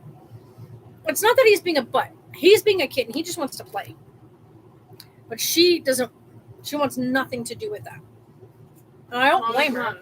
Anytime she came out, Binks would attack her. Or somebody else would attack her. And it's like. Yeah. Last night was the most pitiful I have ever seen her. She was so happy to be out without him bothering just her. Playing. Like she was playing with the toys. She was playing with the toys. She was throwing that toy everywhere. She was so happy to be out and playing and being loved on. Have a moment. And it was because we made him go to bed. We put him in his bed at 8:00 last night, which was a bit earlier than we normally would. But we decided last night we need to let Gracie have a moment out here. And she had so much fun, you guys.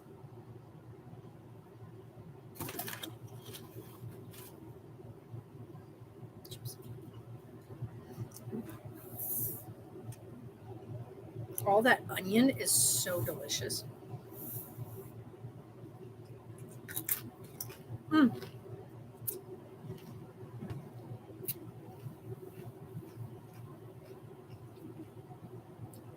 my gosh, that stuff is so good. I exploded all over myself. And I don't even care. It tastes so delicious. Did they leave that? No, he rolled it up. Oh, did he leave it open?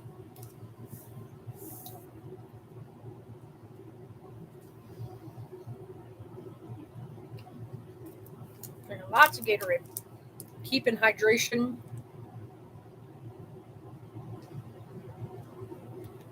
You know, my favorite part is those beans. I should heat some of those beans up.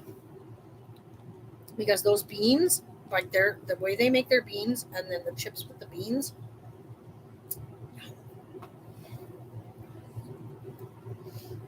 But yeah. So as of right now, we're just kind of on baby watch. Literally, we're at the point of baby watch. You need to eat. All she's had to eat today, not even kidding, is a sandwich. She ate a sandwich. You didn't even eat when we got back. So all you had. Takis and the rest of my cream cheese. That was it. Oh, that's a snack. That's not even food. You need food. I'm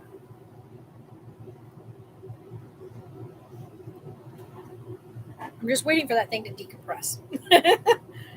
Because then once it decompresses, I can put some mayo in a little bowl and we can go to town on our artichokes. Tell me in the comments, do you guys like artichokes? You just gotta tell me. Who here likes artichokes? Artichoke. We love artichokes. But I also pressure cook them now with butter, unsalted butter, garlic, and like an all-purpose seasoning. So it's got like all kinds of really good goodies in it. And throw that in there with it and then just let it pressure cook with all that seasoning and stuff in there. It's so good. It's so good. I can hear it very, very quietly going. Because it's very slowly releasing the pressure. Because if you pop the pressure valve on that thing, it goes. And you don't want that in an RV. That kind of moisture in the air in an RV absolute no-no. You do that and you start to cause warping of your walls and everything else. Speaking of talking about the walls, I need to get the scraper out and get all that glue off of there from the couch piece that used to sit there. It just looks so tacky. I know if I scrape it off, it'll be so much better. You having a contraction or just sore?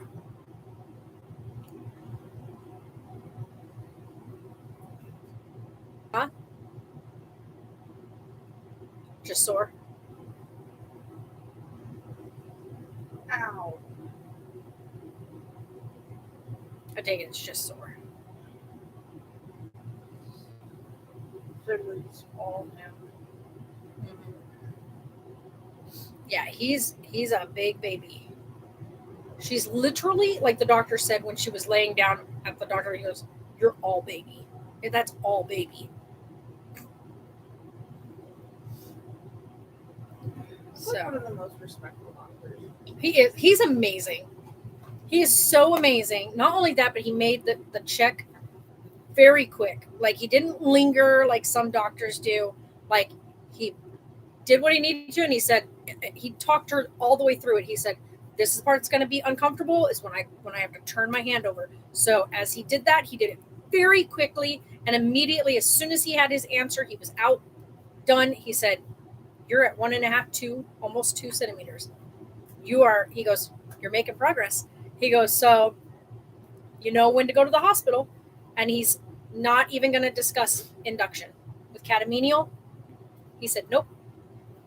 Got to let your body do what it's going to do." It's the wisest thing. And after doing a bunch of reading ourselves, that is the recommended thing with catamenial, is to let the body do it naturally. Let her body find its way into it, because this way her body is naturally adjusting hormone instead of us pumping it full of another one. So you start pumping another hormone in there, we could be asking for disaster. Unless she decided, like, "Hey, I just want to go ahead and do a C-section. I don't even want to go through labor. I don't want to push. I don't want to this. I don't want to that." She could choose to go straight in and have a C-section. Yeah, you're dizzy, but that's because you got a 151 blood pressure. It's super high. Like, that is really high. So you gotta get that blood pressure down. What's up? Her body is like internally shaking. Kaiser. Oh my God, that's such a good name. He's with you right now. I like that name. Just super dizzy, huh? Just dizzy while sitting still. So much fun. Yeah, that was me with Taylor. Like I'm shaking everywhere. It's called tremoring. It's internal tremors because your blood pressure is too high.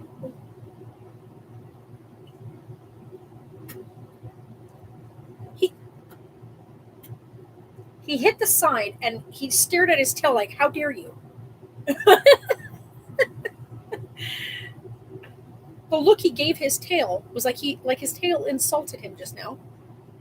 He was like, he did the whole, like, what the? It's because his tail thwacked the side of the little house. It's supposed to be a scratchy post thing. He sat on me and cleaned his ass in my face. Again. It was the fact that he even did it the first time. Like, what do you... He literally right sat on Sarah and then turned his booty towards her and, like, hiked his leg and starts, like, cleaning himself, like, with his stuff in her face. She was like, "Excuse you? I was like, What are you... like, half asleep, and I woke him up, smacked him off, and I was like, Why? What are you doing sitting on me?" He had the audacity to look at me, like... Looked at her like, "How dare you?" And she's like, "How dare you? What are you doing sitting on me, cleaning your privates in my face? What are you doing? Like, get off, weirdo." Yeah, I'm pretty sure you wouldn't appreciate if I did that. He's such a strange cat. Like, honestly, this cat is He's a problem. so we have to come to like, are we okay with if we put the stuff in there, it's going to drip while it's still, unless I really wring the heck out of the diapers, they're going to drip. But I think I can get them wrung out enough because they're small enough that I can wring them pretty good. If that's the case, then we just hang them up in the bathroom or in the toilet room. That way we can open that vent for drying them because that room gets hot. He's fine. Tim's fine. All you can hear is him going. Yeah, he literally goes. And you're like, you good, man? like we're bugging him. Yeah. The other thing I thought about doing is going back here and on this tree, tying from this tree to the little thing over here that's on the side, a little line, so we can put the hang the baby diapers at the end of the day after we wash them to dry them in the mornings, because you want them to be in the sunlight anyway, because you want that sun bleaching. Where's the sun? Yeah, the sun's starting to set on that one side, so we can go out there and get some really pretty shots. That's the hope. This is like our last chance to get photos of Sarah. But we have to be really careful about it. But we need her to eat, hopefully get her blood pressure down a bit. I don't have my blood pressure cuff with me so that we could monitor it, but my blood pressure cuff is in the RV, or is in the storage unit.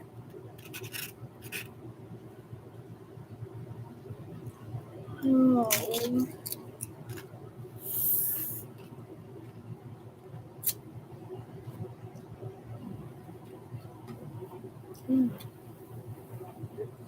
Huh?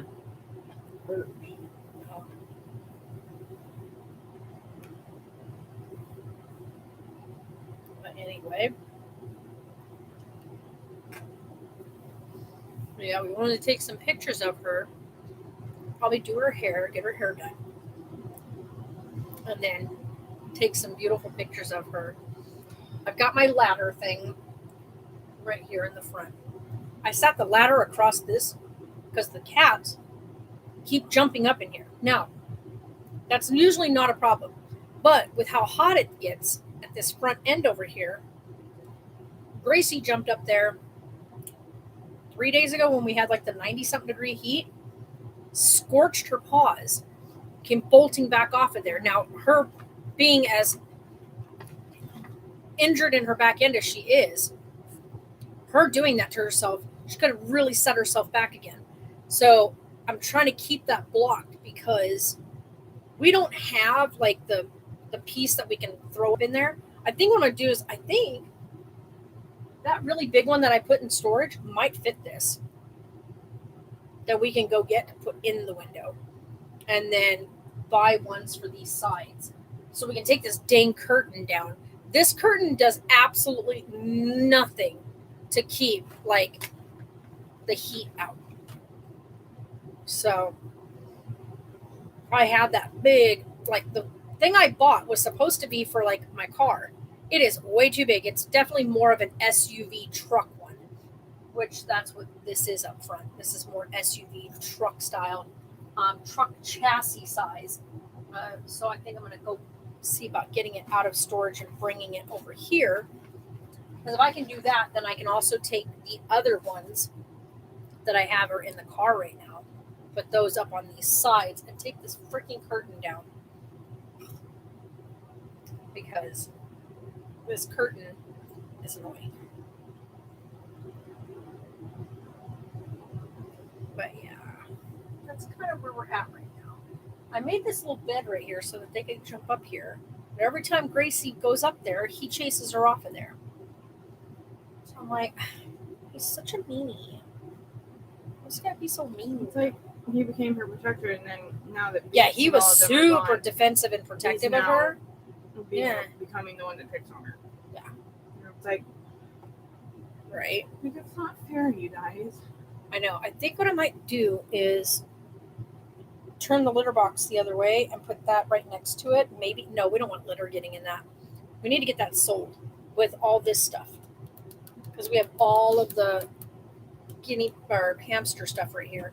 So all the hamster stuff here, I've got the hamster bedding there and the other hamster bedding right there and the ball. So we have a lot of like hamster pet stuff that we can whatnot. Yeah, she's going to be cloth diapering.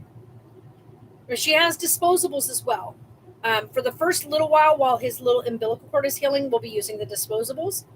Then once his umbilical is all healed up, we can get rid of the whatever newborn diapers we have left over. We can donate those to someone who needs them. So yeah, she'll be cloth diapering. We got the cutest cloth diaper covers for him, and I bought her, I think she's got over 40 inserts right now. So,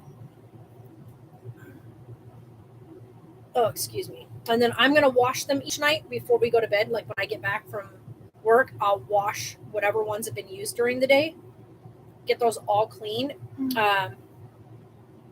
Yeah, I used cloth diapers with both my kids, and I loved it.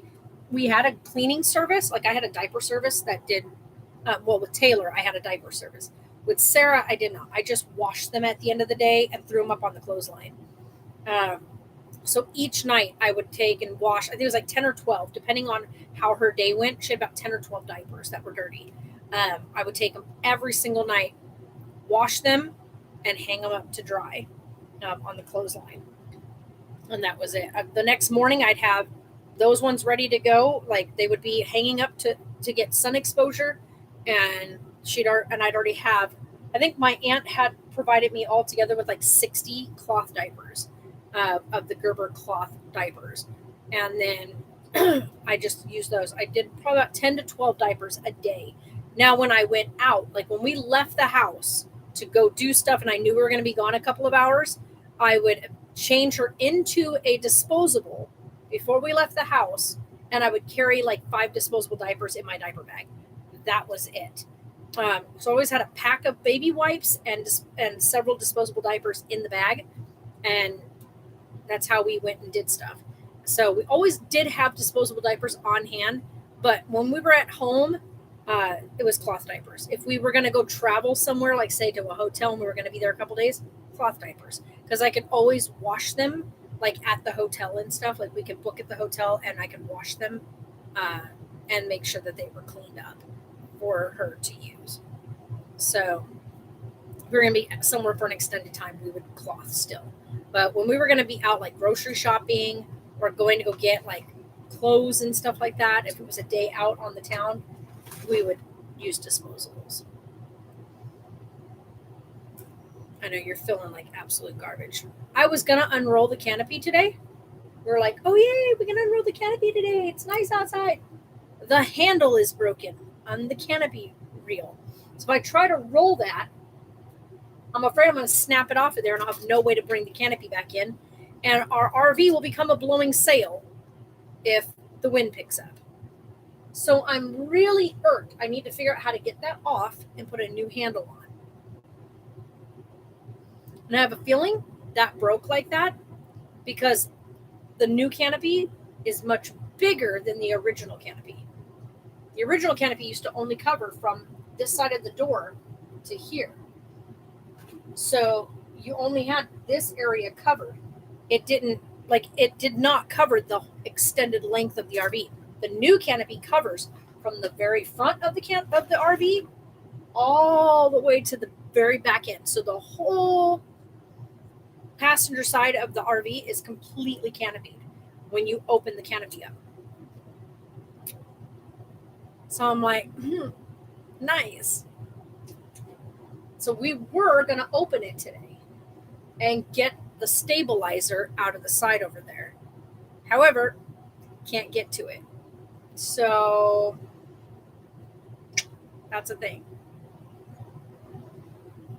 Super irked that I can't get to the stabilizer. So I may just have to order some stabilizers online that I can get because I would like to get 2 for the back, 2 for right up here. So that way we can keep this from bobbing back. It would be so nice to walk in here and feel like it's solid. Like right now, anytime you make a move, the whole RV goes boo. So that's a thing. This poor girl, you guys. it sucks seeing her feel so miserable in like this last stage. It really sucks because like you want to be able to enjoy like that last part of pregnancy. Like you're like, it's getting close. There's going to be a human here and I'm going to get my body back. But I also want to like take time for me, get things ready. Like the nesting phase, woo, everything's ready for him, right? Like we've got everything ready for him. He's got a bed now. He's got a swing. He's got his diaper changer. We've got diapers galore. We've got so many bags of wipes right now. We've got his baby bath. We've got his soaps. We got his washcloths, his towels, his clothes, lots of clothes, little shoes, little socks, little middies, little beanies, his little bibs. Like seriously, this kid is covered. We've even got diaper, like we got bottles, nipples, bottle bags, pump, hakas, booby pads, like pacifiers, like we've got everything you need. We even got a couple of little toys for him. So we got him a play pad, like a play mat with the little crisscross thingy over the top. We got him this thing that you attach to we've got it attached to the diaper changer that lights up and has the lights on it and lights up the room and plays music, and it's like a little sea scene, like under the sea scene. Like it's really cute. Yeah, so when he breathes because his cheeks. Oh. Yeah, he's like, yeah. Yeah. Because he's not breathing through his nose. He's breathing through his front part of his mouth. Is it a contraction or is it just pain? Thumbs up if it's a contraction. Okay. I can't tell. Okay. Breathe through it. Yeah. She's going to have some agitation today, like he told her. So, and the worst part for her is because he is so engaged in her pelvis. Like the doctor was like, "Oh, he's definitely head down. His head is in there." So, yeah, he has he has dropped. He is in her pelvis, engaged. He's right where he needs to be, and he's big. So, expectedly, someone who is not a very actively she's not someone who's out bicycling and running and she's not athletic outwardly, so she's not like this fit trim I'm going to exercise every day kind of person and whatnot. So not having use of a lot of that muscle down there, not making those things do all that kind of stuff day in and day out, they're now being used, and muscles she didn't even know existed are being used. It's painful. It's like she just hit the gym and did like an extreme leg day without telling herself she was going to go do an extreme leg day, in that general area down there. So, hey, guess what? We're going to do a pelvic day. And her muscles are not used to that kind of demand. So now her body it's going to hurt. It is going to hurt. And that's something they don't tell you when you're younger, by the way. They don't explain this kind of stuff to you when you're in school or when you're talking about making babies or having babies. Nobody tells you this part of it. Like they don't tell you, hey, by the way, if you're somebody who is, just a day in and day out kind of person who doesn't go to the gym, who doesn't exercise, who doesn't do massive workouts, who isn't somebody who works on their feet all day or who exercises a lot or who's athletic, they don't tell you these things that, oh, by the way, if you're not any of those things, you're going to have a painful pregnancy. It's going to be painful. Your body does not know what to do with those muscles. When they start stretching and being demanded, your body's demanding use. Yeah, the baby's on his way any day now. That was actual contraction. But your body is saying, we're using these muscles and you're gonna have to meet the demand. And it is painful. Now, a lot of people that are athletic, who are sporty, who are people that are just your regular go to the gym, exercise every day kind of people, pregnancy is not so bad. Now, for me with Taylor, my pregnancy wasn't because I was painful from like sore muscles, because I was extremely athletic and sporty and whatnot when I before I got pregnant with him. I had extreme nausea and vomiting, and the constant vomiting. I don't know if anybody else has this, but when you're vomiting, every muscle moves and contracts with every like heave of your body.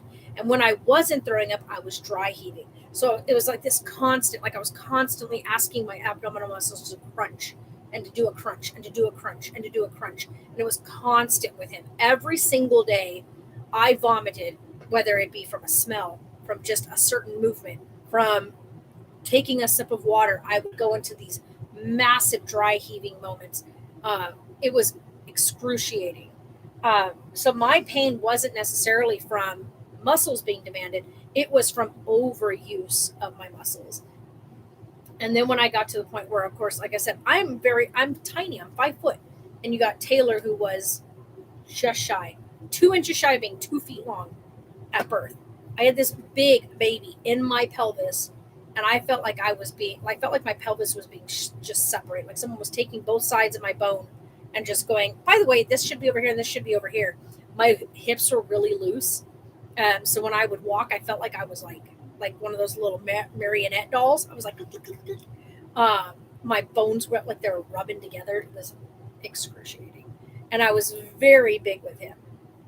But with Sarah, I didn't have any of that. None of the sore muscles, none of that stuff. But I went right back to my activity level after giving birth. With Taylor, I was back to every day getting out running. I was always athletic. So it's just kind of me. I'm a sporty kind of person. I like hiking, biking, running. Running is one of my favorite things, but I can't do that anymore because my knee is jacked up. And as much as I love to get out and run, my knee says absolutely not. So I know he got his head upside down. He's so cute. I hate that he's so damn cute. I hate it. It was funny because this afternoon we're like, okay, as of noon, food gets put away. So I put all the food away. He comes over and he looks where the food has been, and he's like, hey. Starts walking around, sniffing around like, where'd the food go? I was like, you had your chance to eat. So He doesn't even chew the food. He'll take gobs. He takes mouthfuls and just swallows the mouthfuls. I'm like, how are you not choking on? Oh, he does every now and again. He'll go, ha! I'm like, but if it's out and Gracie is anywhere in the vicinity, he tries to make sure he gets all of as much as he can before she's allowed any. He's such a bonehead. Like, and there's 2 separate bowls.